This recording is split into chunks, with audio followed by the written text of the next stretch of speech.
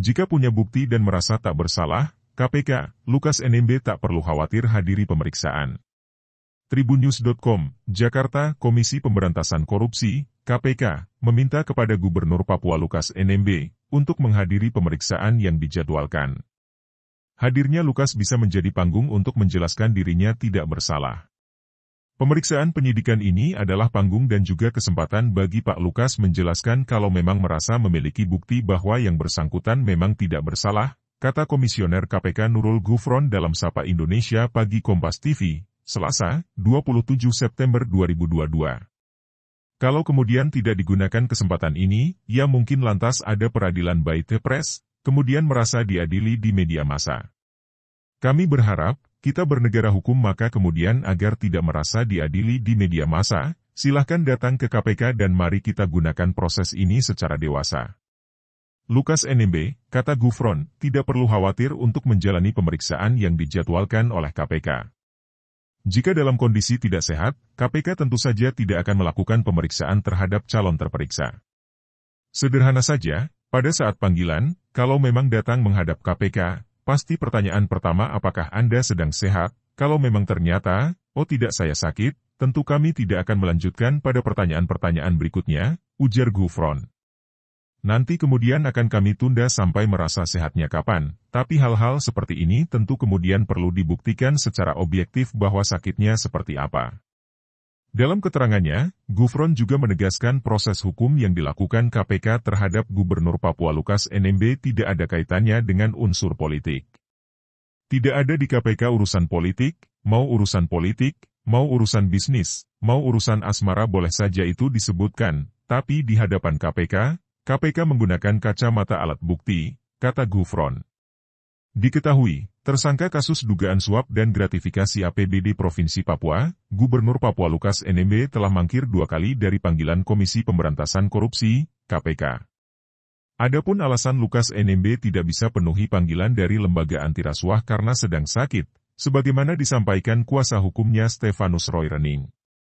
Deputi V Bidang Politik, Hukum, Keamanan dan HAM Kantor Staf Presiden, KSP, Jaleswari Pramodawardhani mengatakan, KPK sudah memiliki mekanisme dalam pemeriksaan tersangka termasuk yang memiliki kepentingan medis.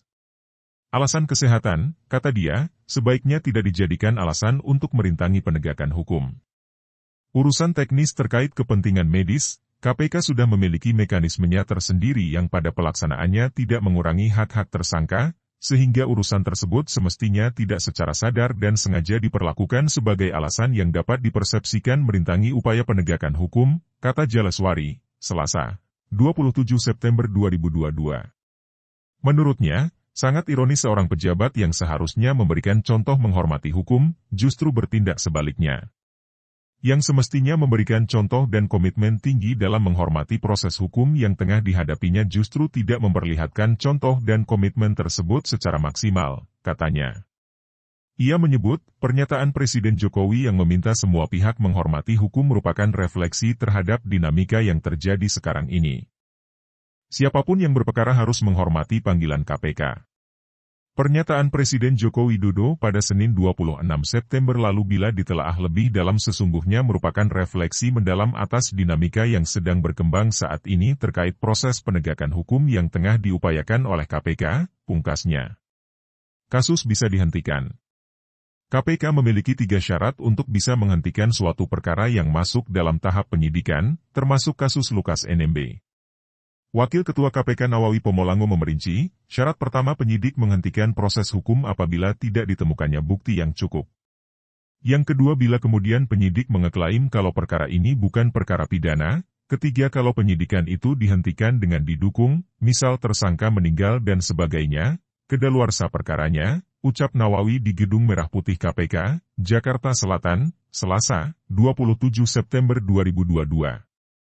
Lembaga anti rasuah itu juga menekankan tidak akan terpengaruh dengan celotehan pengacara Lukas NMB, Stefanus Roy Rening. Pria berlatar belakang hakim itu menyampaikan meski Lukas NMB bisa membuktikan memiliki tambang emas, hal itu tidak bisa menghentikan penyidikan. Namun, KPK selama proses penyidikan akan mendengar setiap keterangan yang ada.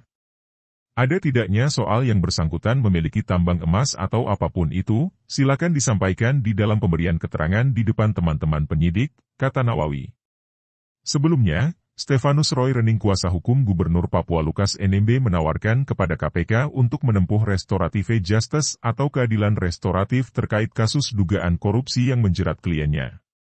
Mau diskusikan, kami cari restoratif justice-nya lah. Keadilan untuk semua baik, untuk semua dan yang paling penting adalah bagaimana bangsa kita tegak berdiri mengawal pemberantasan korupsi di Indonesia, kata Stefanus Roy Rening saat mendatangi Gedung Merah Putih KPK, Jakarta Selatan, Senin, 26 September 2022.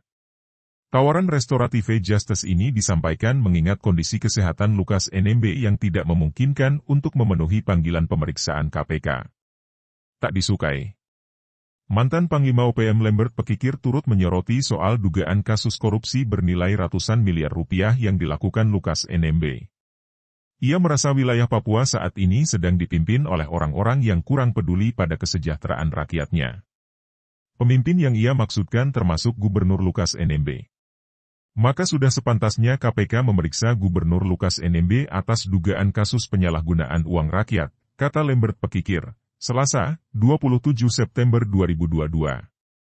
Menurutnya, tindakan tegas pemerintah terhadap Lukas NMB dan para pejabat daerah Papua yang korup tidak akan berdampak terhadap munculnya gejolak di wilayah Papua secara keseluruhan. Saat ini hanya lingkungan keluarga Lukas NMB saja yang membela Lukas. Masyarakat lainnya sedang menunggu, apakah pemerintah bisa bertindak tegas terhadap Lukas NMB, dan bagaimana Lukas NMB dapat membuktikan bahwa dirinya tidak bersalah, tegas Lambert. Lambert menjelaskan tentang perbedaan OPM murni dan OPM buatan.